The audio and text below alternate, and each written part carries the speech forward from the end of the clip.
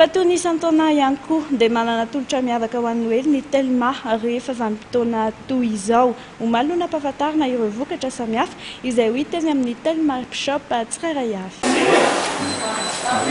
Isan-taona amin'ny vaninandro toy izao dia miandry ireo mpanjifa hoe inona indray ny zava-baovao sy mora atolotry Telma. Amin'ity taona ity zany dia misy karazany 5 ny vokatra na finday aroson'ny Telma. Ny voalohany dia ny faran'izay mora indrindra dia ity telefôna Telma K1 na K1 efa misy an'ity fiarovana ity miaraka aminy ary afaka anaovana internet ny vidiny tena faran'izay mora.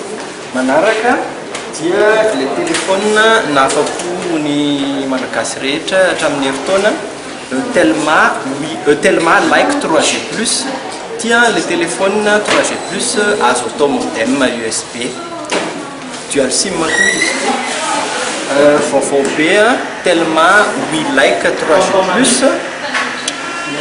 téléphone ngeza kokoa ny écran ary misy wifi izy ity dia efa misy bokotra Facebook sy mvola mba morana ny fiainan'ny mampiasa azy. Resaka smartphone izay Telma Touch mitovy endrika amin'ireny iPhone 4 na iPhone 4S reny ilay izy ny angezan'ny écran ihany koa mitovy amin'ireny ihany. Misy an'ity fiarovana ity ihany koa miaraka aminy. Ity zany ny telefôna mora indrindra, tsy tena hoe mora indrindra eto tany fa aty Afrika tia ny telefôna mora indrindra, smartphone Android izy ity. Ary ny farany le tena top zany dia ity telefôna anankiray antsoina hoe Telma F1 na F1. Tena manify kely izy manify kely ary ngeza be ny écran, afaka apitahako amin'ity Samsung S6 Edge ity mitovy ny ngezan'ny écran ary ny anifiny ny aterina ihany koa dia mitovy.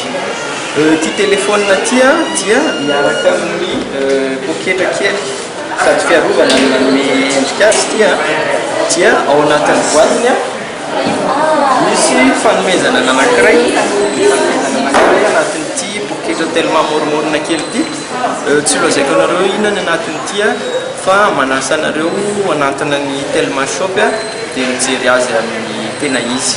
Tsy ireo ihany akory ny vokatry Telma amin'izao faran'ny taona izao fa misy ihany koa ny finday avo lenta sy fitaovana maro samihafa afahana mahazo 4G ny power box, ny wingle, ny dongle 4G ka manasa antsika zany anatina ny Telma shop miisa mahery 20 izy eto Madagasikara dia afaka manatona izay akaiky anao indrindra ianao fa misy mifanaraka amin'izay efa mividinao azy.